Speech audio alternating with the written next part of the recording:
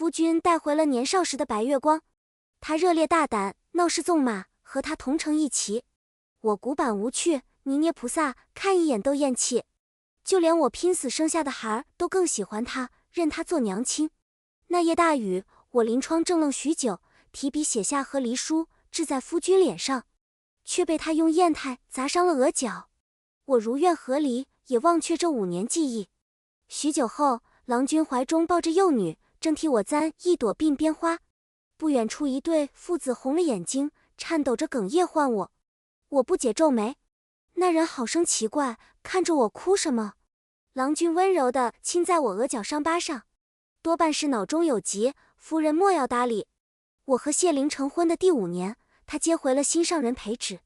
裴姑娘和他年少慕爱，如今丧夫心寡，一身素衣，不施粉黛也清丽脱俗。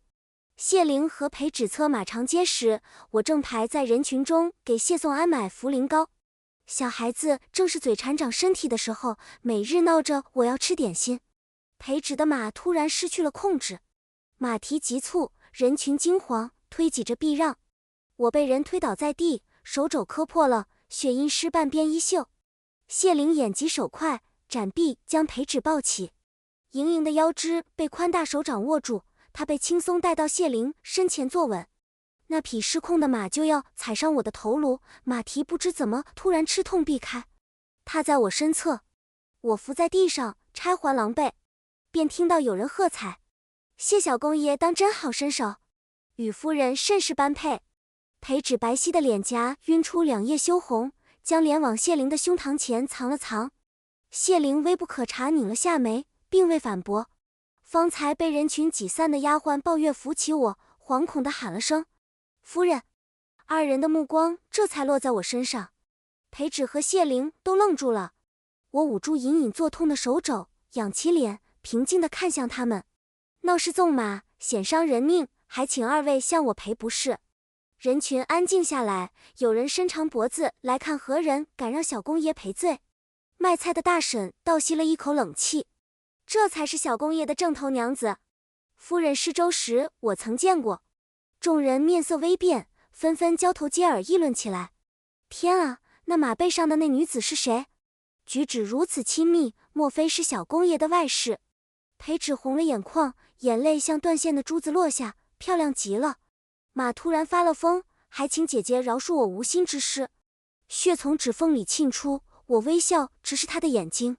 便是今日闹出人命，姑娘也可以用一句无心之失轻轻接过吗？谢灵出声打断了我：“够了，阿芷都道歉了，你还要她怎样？”我将染红的手掌举起，往前走了2步。不怎样，谢灵你也欠我一声抱歉。今日她无异于当众将我的颜面放地上踩。既然如此，那大家都不要好过，何故胡搅蛮缠？你简直不可理喻。谢灵拿着马鞭的手泛起青筋，他深深看一眼我，将鞭子抽在马上，清脆的一声，而后揽着裴芷，头也不回地扬尘而去。裴芷远远在马背上回望了我一眼，似得意，似挑衅。众人噤声打量我，隐隐同情。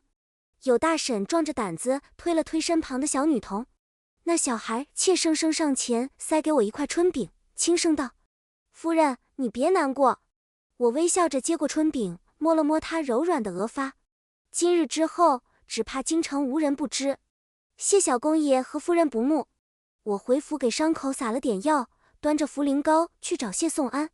去闻后院一片欢声笑语。裴芷怀中抱着颂安坐在马上，谢灵本来正为他们掌绳，却见裴芷突然俯身，在谢灵侧脸上亲了一口。谢灵正愣得松了劲儿，他促狭一笑，抢过缰绳，带着宋安跃出马槽。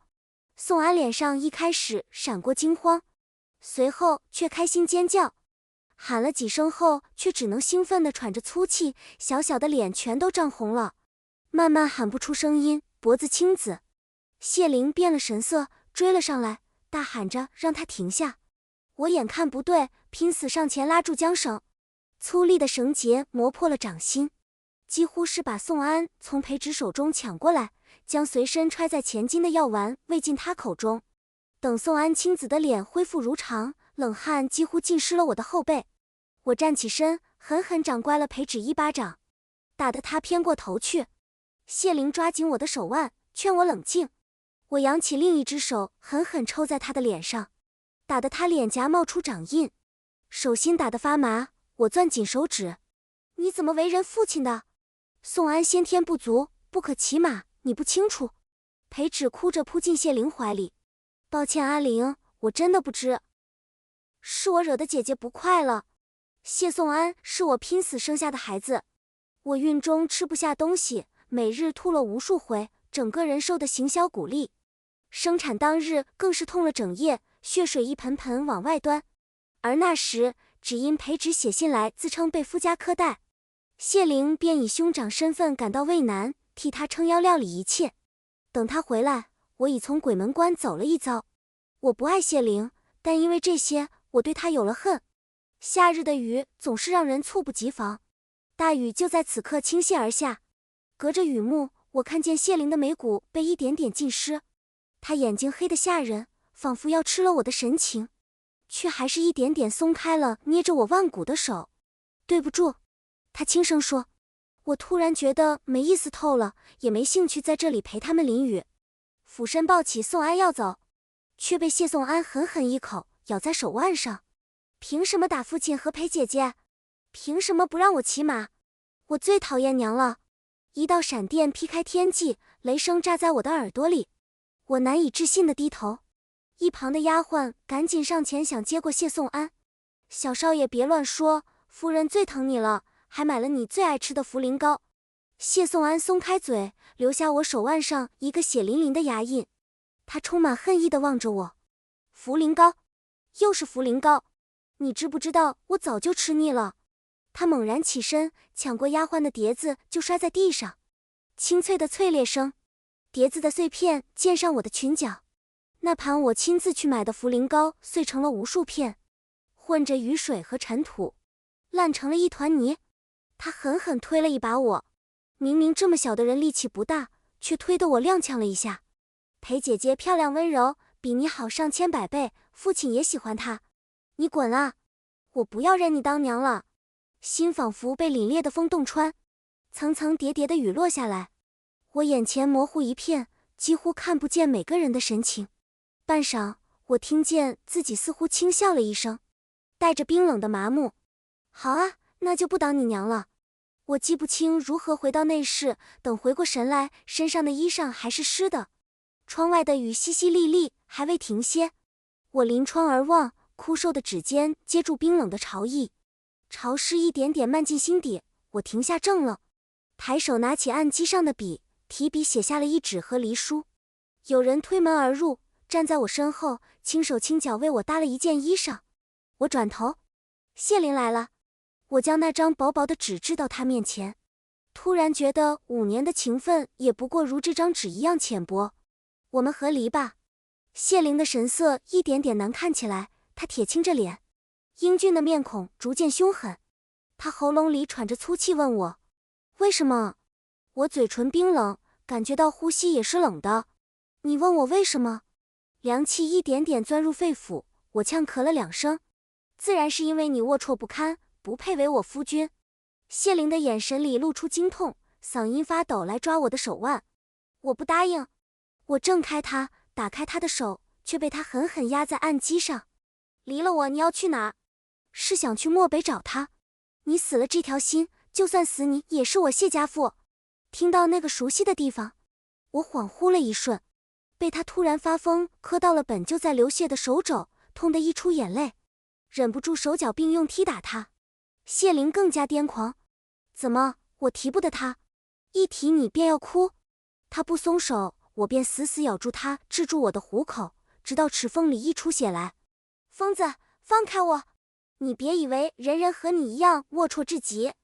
他吃痛，怒得脖子上青筋暴起，气红了眼睛，拿起案几上的砚台就朝我扔了过来。砚台正中额角，温热的液体流下来，渗入眼睛，血红的一片。我抬手，指缝黏腻血腥，在谢灵惊恐悔恨的眼神里，我眼前一黑，昏沉地倒了下去。在醒来的时候，我看见了爹娘哭红的眼睛，娘一把将我搂在怀里，泣不成声。我的扣扣，真是苦了你。额头昏昏沉沉的疼，抬手一碰，裹满了纱巾。爹额头肿起了一大块，像在哪里磕的。他握紧我的手，都是爹没用，哪怕磕死这条老命，也得求皇上与你和离。我怔怔看着他们，头疼得厉害。什么和离？一句竟也听不懂。我好奇地张口，昨日我们不才从江南走水路入京，爹何时面圣了？爹娘惊了一跳，对视了片刻，喊来医者嘀咕了半晌。大夫说我头颅受损，损失了一些记忆。我迷茫地看向爹娘，两人在我榻前只顾叹气。也好，忘了也好。鲍月从门外探了个脑袋进来，愤愤道：姑爷带了小公子上门来，想看看姑娘。爹气得立刻摔了碗。孽障！打出去，全都打出去！娘气得掉眼泪，拿帕子边擦边骂：你在御前磕破头，只为求医止和离。这姓谢的真是厚颜无耻，还有脸上门。说着说着，又把我搂在怀里。早知如此，娘当日情愿。话说一半，被他哽咽着吞下。我脑袋很痛，声音也听得不真切，恍惚就听见几个字，于是扯住娘的衣袖，眼睛亮亮的。方才鲍月说姑爷，我嫁人了吗？爹娘眼神闪躲。我想到那张记忆中风光霁月的脸，突然红了脸，垂下眼睛。我是嫁给崔檀了，对吗？娘脸色难看，流下了泪。爹面露不忍，他闭了闭眼，刚要说什么，却被一个清润的声音打断了。是。来人白袍明袖，皎然如月的一张脸，灯火摇曳，打在他凌厉的眉骨上，照亮灼灼清明的一双眼。月光将中庭的栀子染得雪白，隔着茫然寂寥的月色和他风尘仆仆的衣衫，我听见自己怦然的心跳，于是朝他笑弯了眼睛。崔檀，你来了，我16岁时喜欢的少年郎。本该是这样，崔檀好似与印象中不一样了。年少的他芝兰玉树，狼艳独绝，如今倒像是经了霜雪的青竹突，有种褪去俊秀的凛冽。我额角疼得要裂开，不由伸手去摸他的掌心，带了几分自己都没察觉到的委屈。你怎么才来啊？崔檀的手心生了薄茧，两手相碰，他仿佛被烫到了一般，精致的腕骨颤了下。随后他握紧我的手，语带艰涩：是我不好，耽搁了许久。爹娘的神色都带着几分怪异。爹想说点什么，被娘拉着袖子憋回去了。崔檀端起碗，十分熟稔地将小银勺的汤药吹凉，送到我唇边。我想起很久之前，薛家与崔家府邸相邻，幼时我身体不好，每次都被爹娘追着满院跑，喝一碗极苦的汤药。直到崔檀出现，他总会哄我将药喝得一滴不剩。一年暮春，一听烟雨杏花寒，崔檀一早就去买我最爱吃的豌豆黄。我倚在垂花门后，望着他额上亮晶晶的汗，难得良心发现。我爹娘说了，做人要知恩图报，这样本姑娘满足你一个心愿。他沉吟不语，我的神色于是带了几分警惕。不许说太过分的呀。淡青色的天光透过他清俊的脸庞，崔檀就站在薄幕里，唇角一点点翘起。他微笑着朝我伸出手来，将一枚小兔巧的平安符放在我掌心。只要你此生顺遂，无病无灾，便是我的一桩心愿。而后指尖微动，轻轻拂去我肩上的落花。那枚平安符很是难得，求福者登千层石阶，行叩拜之礼，以示诚心。那时正是梅雨时节，多日大雨连天，不知崔檀是如何求来的。当时我不知，他衣袍下的双膝遍布淤青。今宵胜把银缸照，有恐相逢是梦中。只是那时我在想，我定然是个运气极好的姑娘，能与他这样好的郎君相识。大夫说我需要静养几天，任由我如何追问，爹娘只说我受不得刺激。他们再三缄默，不就是告诉我是如何伤成这样的。目前只知道我的记忆回到了16岁，我们薛家进京的那一年，之后发生的一切都不太记得了。还好崔檀在陪着我，他在的时候会为我念话本解闷，我不吃菊络，他便会一丝丝给扒干净。关于这几年的事，他也是绝口不提，只是眼神流露出悲伤。我好像察觉哪里不对，明明我嫁的人是崔檀，但我闺房内只有自己的物件，且这些天来我们也并未同寝，头还隐隐作痛，我索性不想这些，闭目养伤。抱月在树荫下放了张美人榻，扶着我躺上去乘凉。崔檀在一旁为我抚琴，许是太久未弹，他手法生疏，错了好几个音。我不由痴痴地笑。曲有误，周郎顾，如今却是崔郎在盼我顾。崔檀故作镇定地起身，伸手端起案几上的瓜果。我去把这些拍在井水里，你吃起来解热。只是耳根泛起了淡淡的薄红。我不可自抑地笑了，笑声惊起树梢上几只小雀儿。目送崔檀的背影转过垂花门，身后传来一声清脆的怒斥：你果真如裴姐姐所说，在这装病，和外男肆意调笑，有违妇德，怎配为我娘亲？我转过头，就看见一个垂髫小儿站在不远处，锦衣玉服，满脸怒意瞪着我，看起来不太正常，说的话也像得了疯病。爹娘从未把我养成隐忍的性子，16岁的我更是骄纵，当即柳眉倒竖，翻了个白眼。什么狗屁妇德，好讨厌的小孩，上赶着认娘，再骂一句把你乱棍打出去。那小孩当即脸色煞白，你怎么如此粗鄙，我要去告诉爹，让他教训你。我捏起面前啃过的梨核，朝他扔过去，梨核砸在他前襟，留下一小块污痕，惊得他尖叫一声。我双手叉腰做事，还要砸，管你爹是谁，跑到我府上捣乱，连你爹一起打。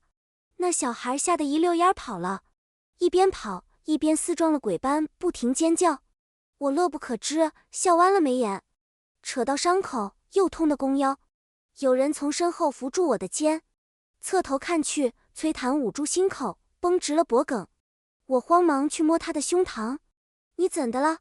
是不是心口突然疼？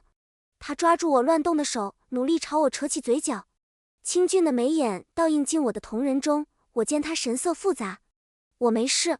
扣，我只是太久没见你如此笑过了。那日的疯小孩也不知是从哪跑出来的。我身子恢复的差不多了，额角的伤口长出了粉粉的肉，有些不好看。崔檀知道我担心留疤，费心思从宫里弄来一瓶玉鸡膏，但我到底还是留了疤。眼下正是七夕，崔檀邀我放灯，我因这块疤闷闷不乐，不太想出门。崔檀又送了墨额过来，上面缀着璎珞流苏，极为精美。我戴上的时候，从铜镜中和崔檀的视线对上，他在含笑看我，两相对望，各自不由红了脸。千盏花灯飞过柳梢头，崔檀买了几盏河灯让我在拱桥下等他。他刚走，我放在身后的河灯就被人一脚踢翻了，我气得转身，你赔我的灯。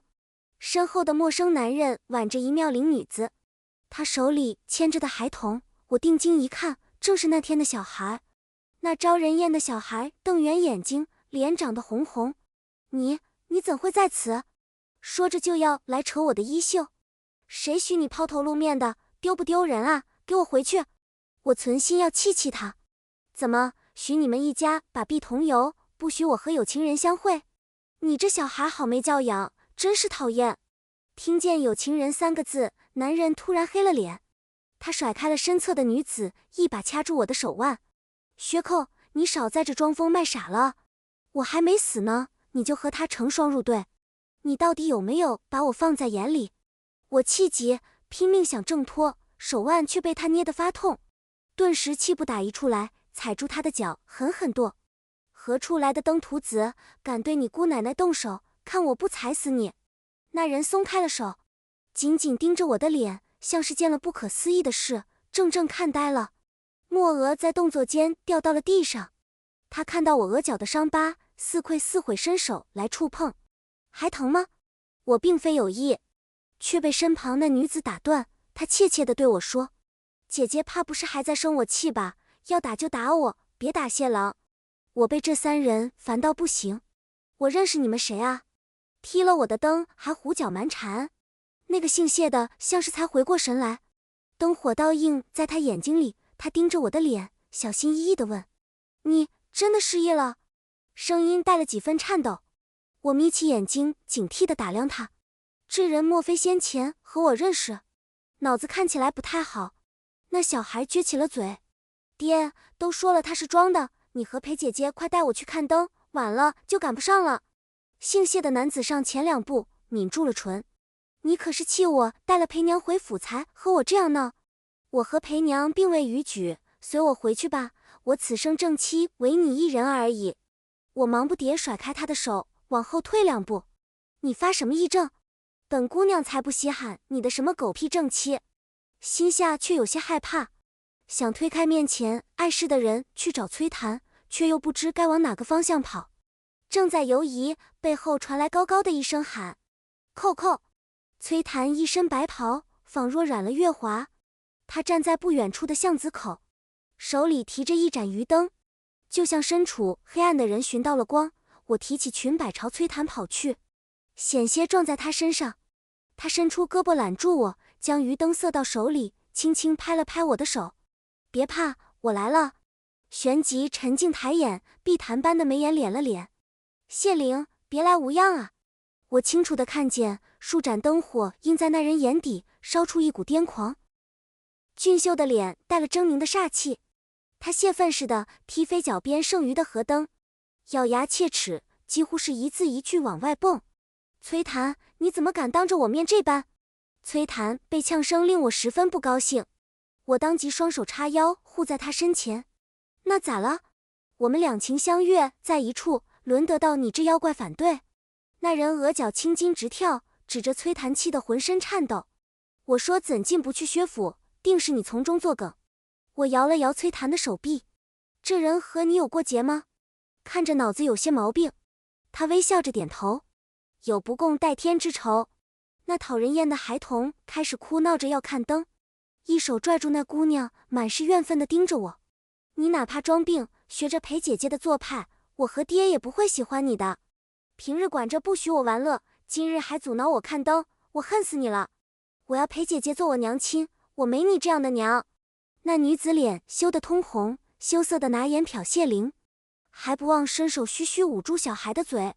崔檀牵住我的手紧了一瞬，我对这种跋扈的小孩子向来没任何好感。麻溜地弯腰捡起地上的小石头，扔过去砸在他脑袋上，还不忘捡了块大的砸那个叫谢灵的。可惜大石头失了准头，只砸在了他的脚前方。小时候我爬树摸鸟蛋样样在行，许久未顽皮，手上功夫看起来退步了。孩童震耳欲聋地啼哭起来。我拉起崔檀的手，飞快地朝他眨了一下眼睛。跑！纷飞的裙角宛若落花，和他的白袍交织在一处，焰火空中绽出耀眼的金红，吹落一地星如雨。人潮如织，我们并肩站在高处，望着千盏灯迎风扶摇。他俯身将一根玉簪递到我眼前，水头极好的玉，一看便不是凡品。这是什么？话问出口便红了脸。今夜是七夕，他先前送了我鱼灯，现下又送我簪子，摆明了是定情信物。天光落在他眼睛上，我脸眉将一方帕子递到他手上，顾不得礼法羞涩，只是不想和他的心意错过。小山重叠，豆蔻枝头，角落绣着一个名字，重山，正是他的字。崔檀的眼睛泛起了红。我们的记忆不约而同被拉回到从前。3月的和风细细吹，春雨绵绵，我们在溪涧划船。我百无聊赖，将脚踏在碧波里，踢起的浪花溅湿了他的衣裳。他不生气，反而专心看着手里的书，目不斜视。我突然有些丧气，赌气地把手从后面摁在书上，指尖染了一点墨汁。你怎么都不看我？他转过脸看着我，眼眸里落着天光云影，薄唇分明是冷峭的弧度，却泛着淡淡的水红色。我鬼使神差地亲上去，一个轻如柳絮的吻。崔檀掀起眼皮，淡淡地看着我，眼中一片波澜不惊。我心中泛起无边的懊恼和羞愧。画本上写的亲吻是这样吗？我不清楚，只是想试试。他握住我的肩膀，重新将唇覆过来，一个令人沉溺的吻。他吮吸着我的唇，声音有些沙。这样才是。那天崔檀将随身的玉佩送给我，哄着我给他绣一方帕子。他将我的发丝温柔地别在耳后，等你绣成了帕子，我便来提亲。然后呢？之后的一切我都想不起来了。承诺送他的这块帕子，今夜才送到他手上。迟来的这些时日，究竟发生了什么？我的头又开始疼了起来。崔檀扶住我，却被我脸色苍白地推开。大滴大滴的眼泪从我眼眶滚落，我几乎是撕心裂肺地问：我嫁的人不是你，对吗？崔檀仿佛当胸挨了一拳，眼中满是痛色。他将我抱在怀中，我头痛欲裂，没有挣扎。想不起来便不想了。冰凉的水珠滑落在我的脖颈，崔檀好像哭了，声音带着哽咽：我只要你开心，扣扣。崔檀此番回京只是暂时的，他3个月后便要回漠北。听爹娘如此说，我失手打碎了手中的碗。嫁的那人不是崔檀，就已经让我难过许久了，如今有些不知如何面对他。还未来得及去问崔檀，一道口谕悄然而至了。贵妃要我进宫参加她的寿宴。先前我爹在御前求陛下下旨和离，陛下起先震怒，只是谢灵的姐姐谢贵妃哭了半日，事情才有了转圜。如今这道口谕明显来者不善，爹娘担忧地替我分析，让我千万小心。只是谢贵妃宠冠6宫，位高权重，我该如何小心？刚一进宫，谢贵妃就命我单独觐见。我跪在冰凉的御阶上，感觉到贵妃的眼神如刀般刮在我的头顶。嬉笑的童声响起，小孩兴奋地拍起手掌，让他拿石头砸我，姑母最疼我，就罚他跪在这不许起来。又是这个阴魂不散的死孩子。我咬牙切齿地低头。君子报仇10年不晚，他最好不要一个人走夜路，不然老娘非得把他打成猪头。贵妃淬了毒的眼睛斜斜挑起，她走下来，血红的染了扣单的指甲，捏住我的下巴。薛扣，这么多年你还是做不到安分守己啊？妄想和离，嫁给崔檀。轻轻的笑像是冒了冷气从齿缝溢出来。他手上用力，尖尖的指甲在我下颌上刮出刺眼的鲜红，一巴掌狠狠打在我的脸颊上，我尝到了唇齿间的血腥味。贵妃眼中满是畅快的笑意。本宫很多年前就告诉过你，本宫得不到的，你也别想得到。熟悉的话勾起大脑深处的记忆，电光石火间，遗忘的记忆悄然闪回。我眼前模糊一片，白茫茫的大雪落了下来。16岁那年，崔家招了祸事，崔伯父冤死狱中，刚中了探花的崔檀伯去功名，流放北疆。高高的城墙下，我声嘶力竭喊着崔檀，却看见他行销骨立的身影，被铁链拴着，白长血迹斑斑。数9寒冬的雪天，他就穿了薄薄的单衣。听见我的声音，崔檀停下脚步，努力穿过人群回望我，却被狱卒狠狠一鞭抽在背上，血花绽开，染红半边背脊，睫毛上的血凝成了眼泪。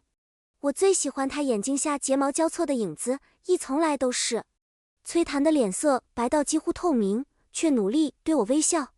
此处风雪深重，快回吧。薛家也差点卷入这场风波。我浑浑噩噩哭了许久，娘抱着我，劝我把一切都忘了，但我忘不了。直到陛下将我和谢灵赐婚，我嫁进谢家的那晚，最先见到的人是谢灵的姐姐。她接过我的茶盏，却故意扔在地上摔碎。一个眼神，身旁的婢女便压着我跪在碎瓷上，她就这么踩着我的手指，一点点用力。我当崔檀的心上人是什么天仙，今日看也不过如此嘛。阴毒的眼睛里满是冰冷的汇合。谢离看着我痛到皱起的脸，满意的露出微笑。我得不到的，你也别想得到。他端起另一盏热茶，慢慢从我的发髻浇下来，茶水渗入我的眼睛，刺目的疼令我睁不开眼。这张赐婚圣旨算是我给你的惊喜，薛寇，从今以后你都会永远被我踩在脚下。在后宅被谢离折磨的1年，我变得沉默隐忍，也收起了从前的天真骄纵。直到第2年，谢离参加选秀，入宫为妃，一路扶摇直上，宠冠6宫。我跪在那里浑身发抖，眼泪溅在白玉砖上。嫡姐，莫要欺辱他。有人将我扶起来，我空洞的眼睛回神，看见了谢灵焦急担忧的脸。谢贵妃不屑地冷哼一声：“你心疼了？”谢灵抚上我红肿的半边脸，我偏头厌恶地避开。那孩子不满地挤了过来：“姑母是为了我出气，谁要她这个贱人？”谢灵怒到眼眶发红，她暴怒的一巴掌打在这孩子的脸上：“她毕竟是你娘，谁教的你这么说话？”她还要顶嘴，被谢灵一脚踹在胸口，顿时躺在地上呼吸急促，撕扯自己的领口，看起来是有咳喘的救急。谢灵和谢贵妃顿时慌了神，连忙让人请太医。我还在为我是这孩子的娘那句话感到震惊，何时我生了这么一个孩子，还把他教得如此令人生厌，一定是假的。谢灵一把抓住我的手：“平日宋安的药你都随身带着的，快救救他！”我吃惊极了，在身上摸了半天也没摸到什么药。谢宋安子涨着脸伸手过来，死死掐住我的手：“救救我，娘，我不想死。”我在前襟摸到了一个缝着的小布包，急忙掏出来解开，却愣在当场，里面是空的。谢灵脸色惨白，一脸绝望。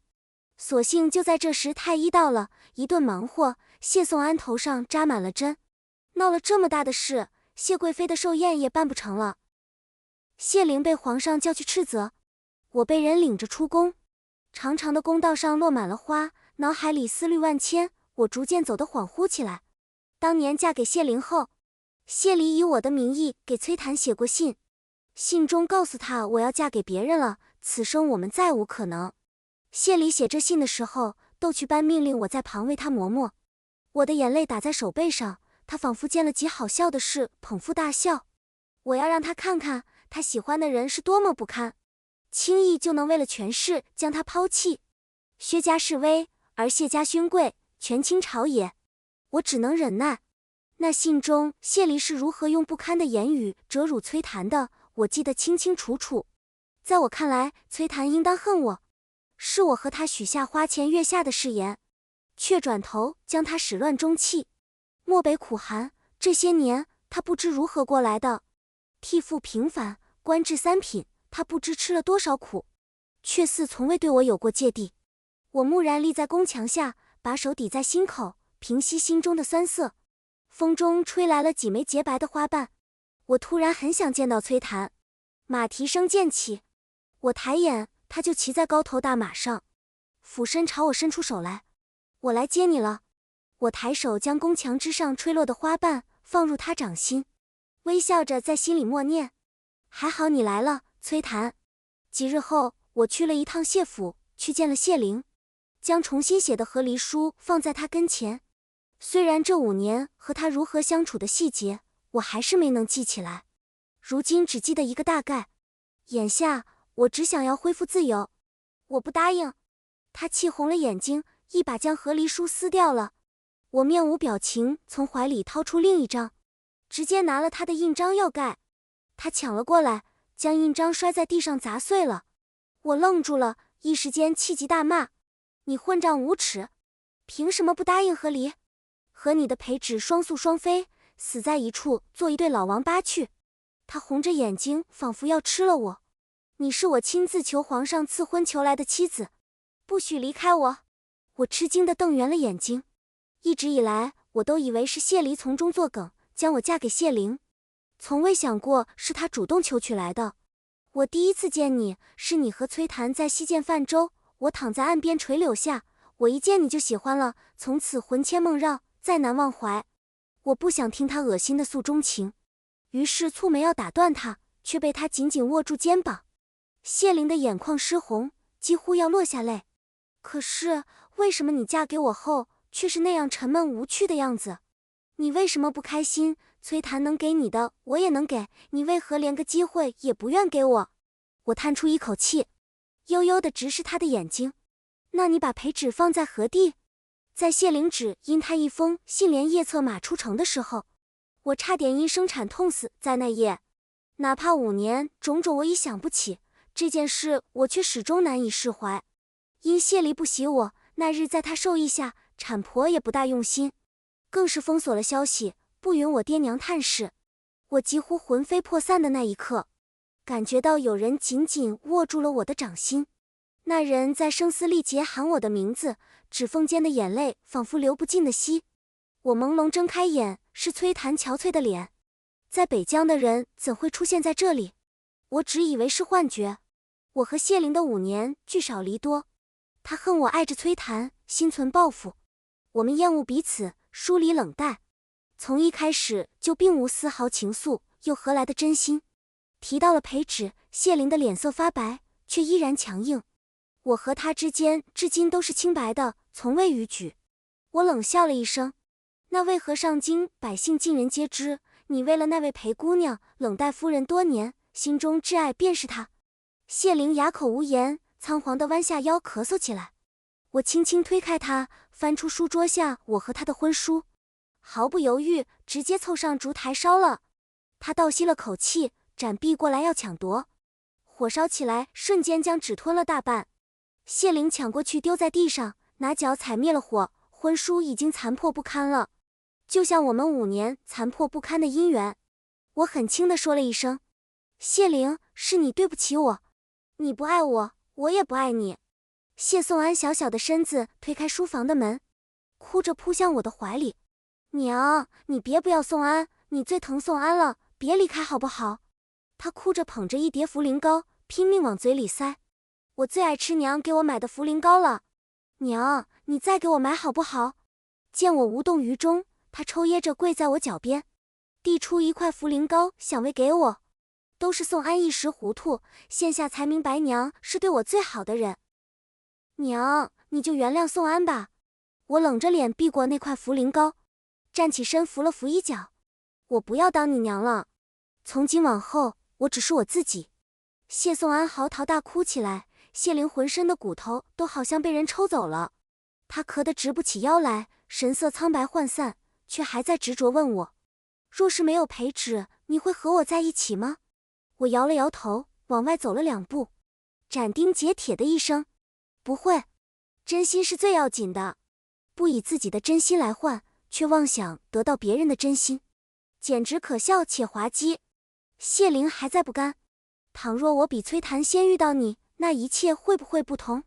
我不明白他到底在不甘什么。若是没有那次婚圣旨，恐怕此生我都不会和他有任何交集。我不想再回答他了。迟疑之间，一声闷响，谢灵举着砚台，蜿蜒的血迹从他额角流淌下来，半张脸被血浸湿，却还执拗地对着我微笑。对不住，这是我欠你的。他隐隐饱含期待地望向我，想看见我的心疼和不忍，寻找我爱他的痕迹。我却已经彻底看透他了，此刻丝毫都不会心软，面无表情抬眼看他。你欠我的并非只此一件，你还不清的。我不想你还，只因我不想再和你有任何牵扯。谢灵面如死灰地瘫在椅子上，我将怀中最后剩下的那张和离书放在他面前，不想我闹到御前，让彼此都难堪的话，还是签了吧。眼泪从他眼里滑落，滴在和离书上晕出水迹。我拿着签下的和离书出了谢府，仿佛挣脱了牢笼，浑身轻松。在这里待了5年，我却什么都没带走。从今以后，我不是谢家妇，也不是工业夫人，我只是我自己。我和谢灵和离的事闹得满城风雨，崔檀却在后院给我推着秋千，他温柔地拂去我肩膀上的落花，轻轻推着秋千的绳结，仿佛就在昨日，他为我在夜里燃起微末灯火，鸡鸣便起身，只为在晨雾里递给我最爱的豌豆黄。那时他是我一个人的清风朗月。一转眼5年时光飞驰，爹娘对此是乐见其成的，他们只愿我开心就好。嫁给谢灵这些年，我不开心，他们也替我难过，头发都白了许多。但临到头，我却胆怯了，不敢戳破那层窗纸。崔檀停下秋千，把手搭在我肩上，在想什么呢？这个姿势仿佛将我整个人圈在怀中。我转过脸，拿起帕子去擦他额头浮起的细汗。谢离定然要发疯的。崔檀配合的俯身，呼吸喷洒在我耳垂上。放心，他自顾不暇，好日子要到头了。很快我就明白了他是什么意思。不过几日，发生了一件震惊朝野的大事。谢贵妃谋害皇嗣，被打入冷宫。谢国公在金銮殿上脱袍谢罪，涕泪横流。陛下震怒，除去谢家爵位，也就是说，谢灵不再是小公爷了。谢离在冷宫不愿赴死，闹着要见我。陛下准了。我踏入荒草丛生的庭院，灰尘四起的破烂凳子上坐着面容憔悴的谢离。为确保我的安全，他的四肢皆被粗大的麻绳捆在凳子上。见我来了，那双熬得猩红的眼睛里迸出怨毒的神色。其实我不明白，为何爱一个人，非要化为对另一个人的仇恨。隔着简陋的帘子，谢离不舍地望向我身后。